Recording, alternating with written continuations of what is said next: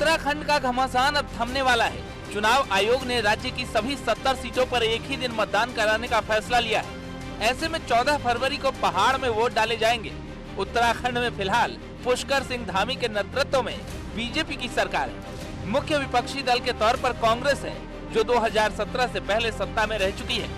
70 विधानसभा सीटों पर होने वाले चुनाव में इस बार आम आदमी पार्टी ने भी ताल ठोकी है।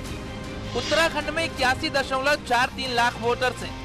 70 सीटों के लिए कुल 632 उम्मीदवार मैदान में हैं। गढ़वाल के 7 जिलों में 41 सीटों पर 391 प्रत्याशी हैं, जबकि कुमाऊं की 29 सीटों के लिए 241 उम्मीदवार मैदान में हैं। इसके साथ ही चुनाव आयोग की ओर से पोलिंग के लिए कई बड़ी तैयारियां की गई हैं, जिसमें प्रदेश में कुल 11,647 बूथों पर वोट पड़ेंगे। 8,624 मतदान केंद्र बनाए गए हैं, जिसमें 156 मॉडल बूथ होंगे। साथ ही 101 सखी पोलिंग बूथ भी बनाए गए हैं। इससे पहले 2017 में बीजेपी को 70 में 56 सीटें हासिल हुई थी, जबकि कांग्रेस ने 11 सीटें ही जीती थी। 2017 के चुनाव में भाजपा को 46.5% और कांग्रेस को 33.5% वोट मिले। Bureau report, news 18। और अब शुरू करते हैं अपना खास शो। उत्तराखंड में चुनावी घमासान चरम पर है। 14 फरवरी को सभी 70 सीटों पर मतदान होगा। 14 फरवरी को उत्तराखंड की 13 जिलों की 70 सीटों पर वोट डाले जाएंगे, जिसमें हम 12 सीटों पर वीआईपी नेताओं की आज बात करेंगे, क्योंकि ये 12 वो सीटें हैं जिस पर धामी सरकार के मंत्री और विपक्ष के दिग्गजों की किस्मत दांव पर रहेगी। कमोवेश इन्हीं सीटों से बाकी सीटें भी प्रभावित होने वाली हैं। तो आइए पहले देखते हैं कि ये वीआईपी सीटें आखिर कौन कौन सी हैं। हम आपको ग्राफिक्स के जरिए एक एक सीट बताते हैं। पहली सीट वीआईपी नंबर सीट है खटीमा। पुष्कर सिंह धामी मुख्यमंत्री हैं उत्तराखंड के, तो इसलिए वीआईपी। लालकुआ दूसरी सीट है VIP seat number 2 Harish Rawat, आप देख सकते हैं। तीसरी वीआईपी सीट है यशपाल आर्य, जो कांग्रेस के दिग्गज नेता हैं। कालाडूंगी हमारी चौथी वीआईपी सीट है, क्योंकि बंशीधर भगत कैबिनेट मंत्री है, वो यहां से चुनावी मैदान में है। पांचवी वीआईपी सीट है श्रीनगर, धन सिंह रावत यहां से मैदान में है। और छठी अगर वीआईपी सीट की हम बात करते हैं तो यह है चौबट्टा खाल, यहां से चौबट्टा खाल से सतपाल महाराज चुनावी मैदान में है। अगली सीट 7वीं हरिद्वार शहर, ये वीआईपी सीट है क्योंकि मदन कौशिक यहां से उम्मीदवार हैं। 8वीं वीआईपी सीट की बात करते हैं हरिद्वार ग्रामीण, ये हमारी 8वीं जो है वो वीआईपी सीट है। और इसके अलावा 8वीं सीट के अलावा अगर हम बात करते हैं तो हरिद्वार ग्रामीण जो है वो भी वीआईपी सीट है, क्योंकि यहां से स्वामी यतीश्वरानंद जो मंत्री है धामी सरकार में, वो इस मैदान में है। चक्राता 9वीं चक्राता वीआईपी सीट है, यहां से प्रीतम सिंह नेता है कांग्रेस के, वो मैदान में है। 10वीं वीआईपी सीट है गंगोत्री, यहां से कर्नल अजय कोठियाल जो आम आदमी पार्टी का सीएम का उम्मीदवार का चेहरा है, वो यहां से मैदान में है। और डीडी हाट यहां से बिशन सिंह चौपाल जो मंत्री हैं धामी सरकार में, उनको उतारा गया है। और Narendra Nagar VIP seat number 12 Subodh Uniyal यहां से मंत्री हैं धामी सरकार में। तो हमारे साथ इन वीआईपी सीट को विस्तार से बताने के लिए जनता के साथ तमाम रिपोर्टर्स भी हमारे साथ जुड़ेंगे। लेकिन ये क्यों वीआईपी सीट है, वन जो वीआईपी नंबर सीट 1 है वो वीआईपी क्यों है, ये देखिए 3 चेहरे आपके सामने हैं।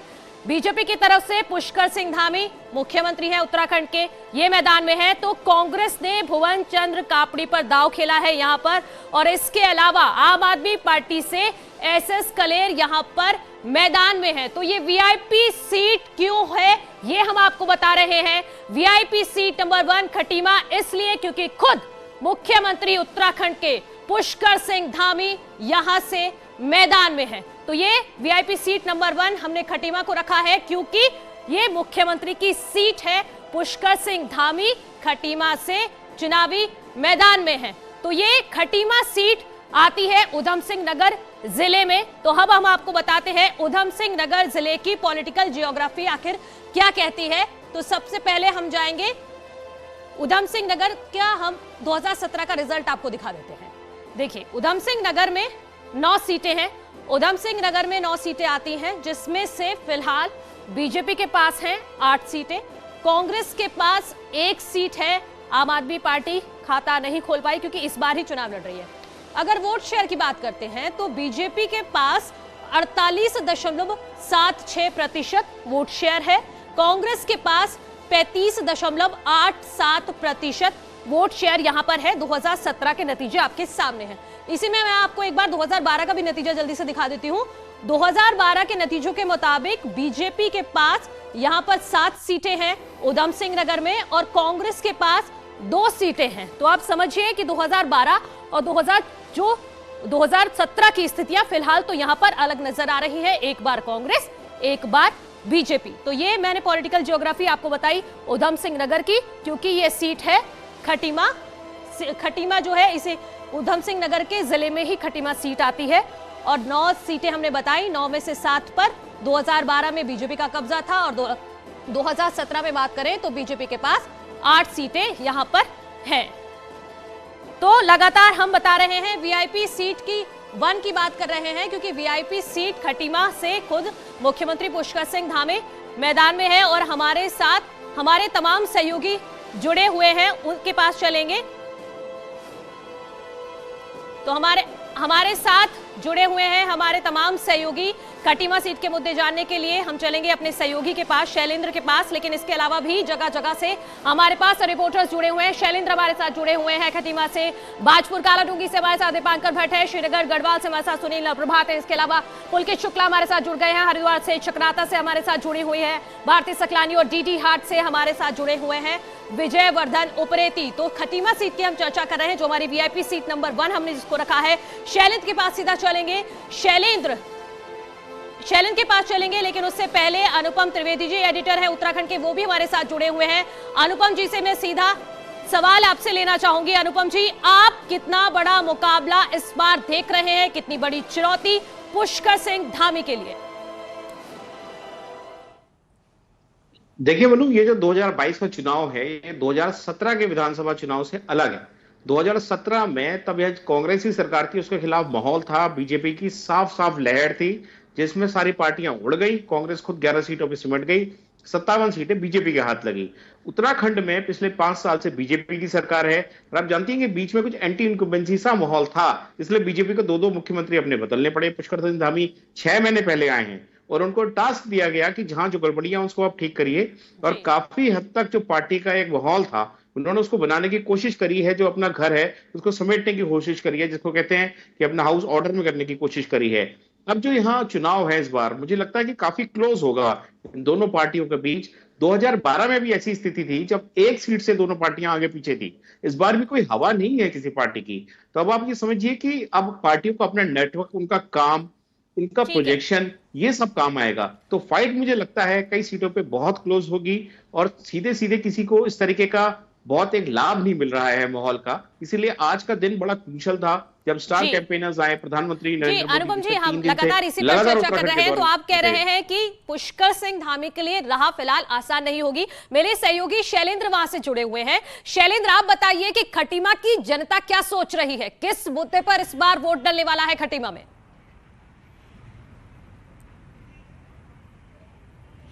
देखिए, खटीमा की जनता किसी भी मुद्दे पर खुलकर बोलने के लिए तो तैयार नहीं थी। जब हम लोगों लगातार चुनाव कवरेज में खटीमा में गए और खटीमा में रह रहे हैं, तो इस पर लगातार जब हम चर्चा करते हैं जनता से, तो कोई वो खुलकर इन मुद्दों पर, किसी भी मुद्दे पर चर्चा के लिए तैयार नहीं थी, क्योंकि साफ साफ था भाजपा ने एक एजेंडा अपना क्लियर रखा कि मुख्यमंत्री बनेंगे पुष्कर सिंह धामी, और प्रधानमंत्री नरेंद्र मोदी लगातार जितनी भी रैलियां उन्होंने उत्तराखंड के भीतर की हैं, उन्होंने कहा है कि अगली सरकार धामी सरकार होगी। तो ऐसे में बीजेपी के सामने बहुत ही क्लियर था कि अगले मुख्यमंत्री पुष्कर सिंह धामी होंगे, तो इसलिए उन्होंने वोटर्स के सामने भी एक तरीके से पुष्कर सिंह धामी को। ठीक है शैलेंद्र, तो हल्द्वानी की जनता तो फिलहाल, जो माफ कीजिए खटीमा की जनता तो फिलहाल खुलकर कुछ भी बोलने को तैयार नहीं है।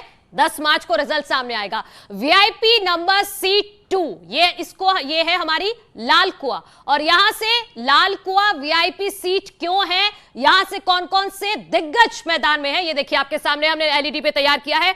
मोहन सिंह बिष्ट बीजेपी से यहां के उम्मीदवार हैं। हरीश रावत कांग्रेस के वरिष्ठ नेता यहां से खुद मैदान में हैं, और इसके अलावा आम आदमी पार्टी से यहां पर चंद्रशेखर पांडे उम्मीदवार हैं। वीआईपी सीट नंबर 2 लाल कुआ, इस पे यहां पर इसलिए ये वीआईपी है क्योंकि यहां से कांग्रेस के वरिष्ठ नेता, उत्तराखंड के पूर्व सीएम हरीश रावत मैदान में है, और ये चेयरमैन है कांग्रेस कैंपेन कमेटी के। इसी वजह से ये सीट वीआईपी हो जाती है लाल कुआं। हालांकि हरीश रावत पहले रामनगर से ऐलान किया गया था कि वहां से चुनावी मैदान में होंगे, लेकिन लाल कुआं से अब ये दांव खेल रहे हैं। हरीश रावत यहां से चुनावी मैदान में है और इसी को समझने के लिए कि हरीश रावत कितनी बड़ी चुनौती देख पा रहे हैं कि लाल कुआं में क्या उनकी राह आसान होगी। अनुपम त्रिवेदी जी लगातार मेरे साथ जुड़े हुए हैं। अनुपम जी, आपको क्या लग रहा है कि हरीश रावत की ये जो यहां पर चुनौती है, क्या आसान है उनकी राह, निकाल लेंगे सीट? देखिए 2019 में जब लोकसभा का चुनाव हुआ था तो हरीश रावत नैनीताल उधम सिंह नगर की पार्लियामेंट्री कंस्टिट्यूएंसी से चुनाव लड़े थे और उस चुनाव को बहुत बड़े अंतर से हार गए थे बीजेपी के मुकाबले। लाल कुआं विधानसभा सीट उसी नैनीताल पार्लियामेंट्री कंस्टिट्यूएंसी में आती है, तो इस बार हरीश रावत ने फिर एक बड़ा कैलकुलेटेड एक दांव तो खेला है। पिछले कुछ दिनों में लगातार उन्होंने कुछ तोड़फोड़ भी करी है, बीजेपी के जो छोटे स्थानीय नेता हैं उनको लाने की कोशिश की है, लेकिन मुझे लगता है कि मुकाबला वहां इतना आसान होता, एक तरफा होता तो नहीं दिख रहा है। मुकाबला बीजेपी वहां जरूर उनको दे रही है उस सीट पे। अब हरीश रावत लाल कुआं से सीट चुनावी मैदान में है और लाल कुआं जो सीट है वो आती है नैनीताल जिले में, और नैनीताल जिले की पॉलिटिकल ज्योग्राफी क्या है वो हम अपने दर्शकों को समझा देते हैं। तो अब हम आपको लिए चलते हैं नैनीताल में। देखिए आप, नैनीताल में कितनी सीटें हैं? नैनीताल में 6 विधानसभा सीटें हैं, जिसमें फिलहाल बीजेपी के पास है 4 सीटें, 2017 की आंकड़ा हम बता रहे हैं, और कांग्रेस के पास है 1 सीट। वोट शेयर पे नजर डालना बेहद जरूरी है। अब देखिए बीजेपी का वोट शेयर 2017 में 4 सीटों पर 43.75 यहां पर रहा है। कांग्रेस का जो है वो वोट शेयर है 31.63। और जल्दी से मैं आपको 2012 के भी आंकड़े दिखा देती हूँ कि 2012 का रिजल्ट क्या रहा था। 2012 में कांग्रेस के पास 3 सीटें थी 35.23% के साथ वोट शेयर ये था। बीजेपी के पास 2 सीटें थी 29.80% यहां पर वोट शेयर रहा नैनीताल का। तो आप समझिए, क्योंकि ऐसा कहा जाता कि उत्तराखंड में सरकार रिपीट नहीं होती, तो 2012 में कांग्रेस की स्थिति अच्छी थी, तो वहीं 2017 में बीजेपी ने बाजी मारी और नैनीताल में तो फिलहाल ठीक ठाक स्थिति में है कि 4 सीटें कम से कम अपने पास हैं 6 में से। तो ये हमने आपको बताया नैनीताल का पूरा पॉलिटिकल ज्योग्राफी क्या है, वहां पर स्थिति क्या बन रही है। अब आपको लिए चलते हैं हम वीआईपी सीट नंबर 3। यहां पर ये कौन सी सीट है? हमारी वीआईपी सीट नंबर 3 जो है ये है हमारी कालाडूंगी सीट। इसकी हम आपको तस्वीर दिखाते हैं कि कालाडूंगी में कौन कौन यहां पर उम्मीदवार हैं। तो कालाडूंगी की बात करेंगे हम, बाजपुर कालाडूंगी की बात करते हैं। यहां पर जो हमारी तीसरी वीआईपी सीट है जिसको हमने चुना है, ये बीजेपी से कांग्रेस में गए हैं यशपाल आर्या। बाजपुर हमारी वीआईपी सीट नंबर 3 है। यशपाल आर्या यहां से उम्मीदवार हैं। हाल ही में इन्होंने बीजेपी छोड़ी, कांग्रेस में गए, कांग्रेस से टिकट मिला है, बाजपुर से इनको चुनावी मैदान में उतारा गया है यशपाल आर्य को। इसीलिए यह सीट बेहद अहम हो जाती है, क्योंकि यशपाल आर्य उत्तराखंड का एक जाना माना नाम है और यहां पर यह बाजपुर से कांग्रेस के उम्मीदवार है। अनुपम जी, आपके पास आती हूं, आप बताइए कि यशपाल आर्य को बीजेपी छोड़कर कांग्रेस में जाने का कोई फायदा आपको लग रहा है कि हो पाएगा? यशपाल आर्य अपनी सीट निकाल लेंगे?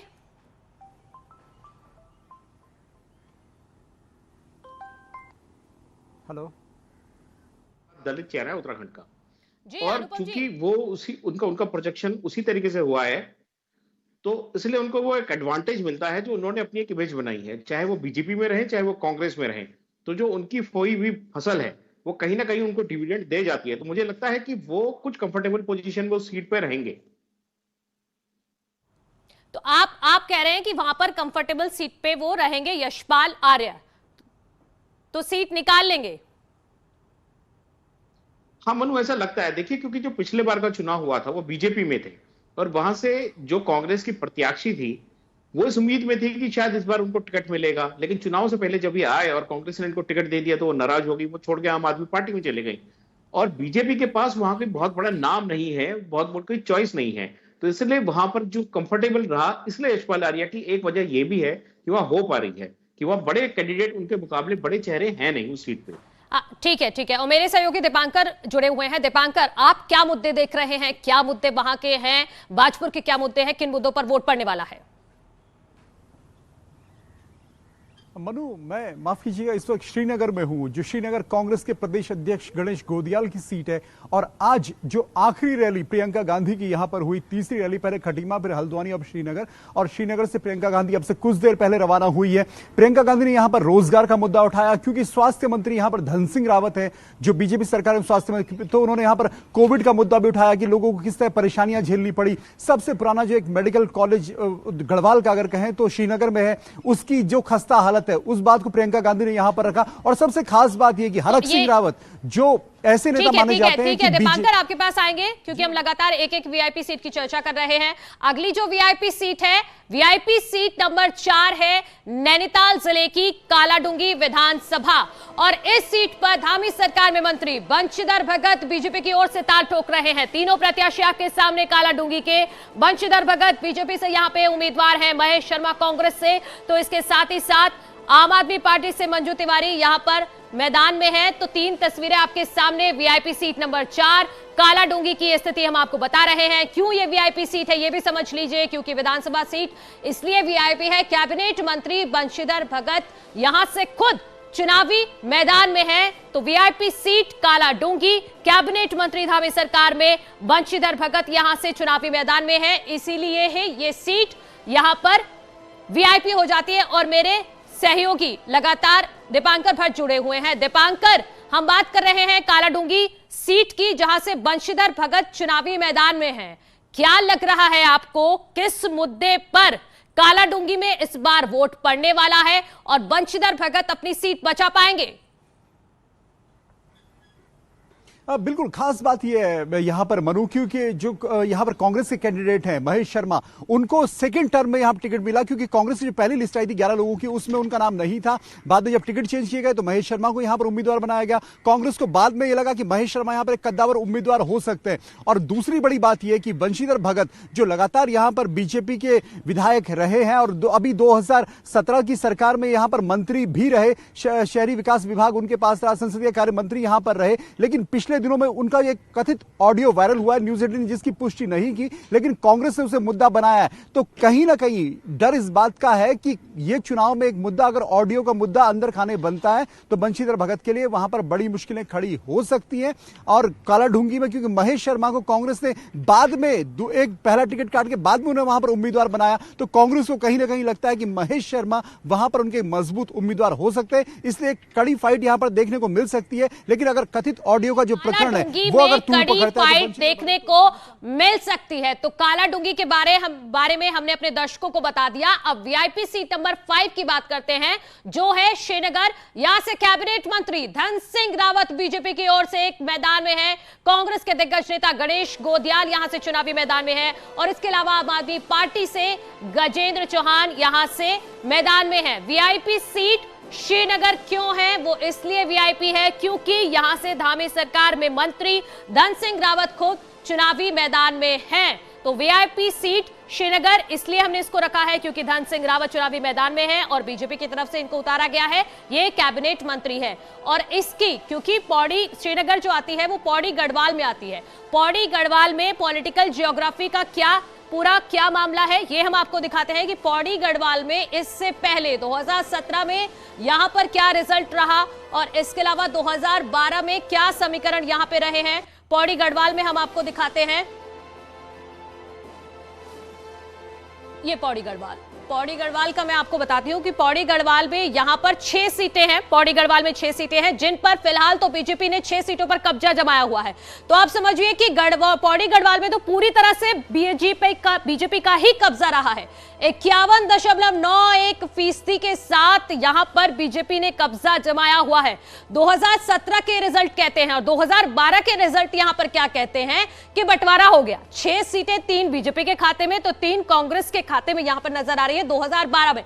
तो बहुत ही इंटरेस्टिंग मुकाबला यहां का नजर आ रहा है, क्योंकि अब तक जो पौड़ी गढ़वाल की 6 सीटें हैं वहां पर बीजेपी ने ही कब्जा जमाया हुआ है। और मेरे सहयोगी अनुपम त्रिवेदी जी मेरे साथ लगातार जुड़े हुए हैं। अनुपम जी, आपको क्या लग रहा है श्रीनगर सीट के बारे में हम खासतौर पर बात अगर करते हैं तो कितनी चुनौती धन सिंह रावत के लिए? देखिए, मुझे लगता है श्रीनगर में बहुत कड़ा मुकाबला रहेगा मनु, क्योंकि वहां से कांग्रेस के जो प्रदेश अध्यक्ष है गणेश गोदियाल, वो भी अपनी किस्मत आजमा रहे हैं। तो वो एक अपोजिशन पार्टी का बड़ा चेहरा है। और इसके अलावा जो आपके समझिए जो मंत्री हैं धन सिंह रावत, वो एक आरएसएस बैकग्राउंड से आते हैं और बीजेपी में उनकी एक अलग पहचान रही है।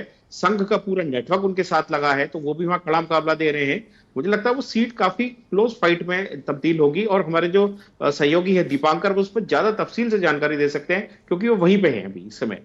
हाँ ठीक है, सुनील आपके पास भी आती हूँ, फटाफट आप बताइए कि क्या मुद्दे हैं श्रीनगर के, कितनी टफ फाइट, क्योंकि अनुपम जी कह रहे हैं टफ फाइट है।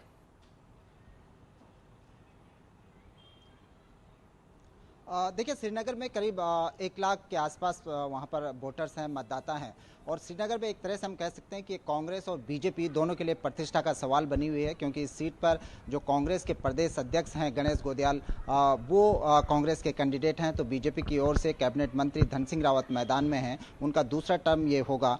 लेकिन यहाँ पर एंटी इनकम्बेंसी का भी बीजेपी को सामना करना पड़ सकता है, खासकर जो इंटीरियर क्षेत्र हैं श्रीनगर कॉन्स्टिट्यूंसी के, वहाँ पर बीजेपी को कई मामलों में, चाहे वो सड़कों की बात करें, जिस तरह से दीपांकर अभी बता रहे थे, मेडिकल कॉलेज की वहाँ पर बात है, शिक्षा और स्वास्थ्य से जुड़े हुए तमाम मुद्दे हैं जहां पर, ठीक है, तमाम ये बिल्कुल तमाम मुद्दे हैं। बहुत शुक्रिया आपका सुनील।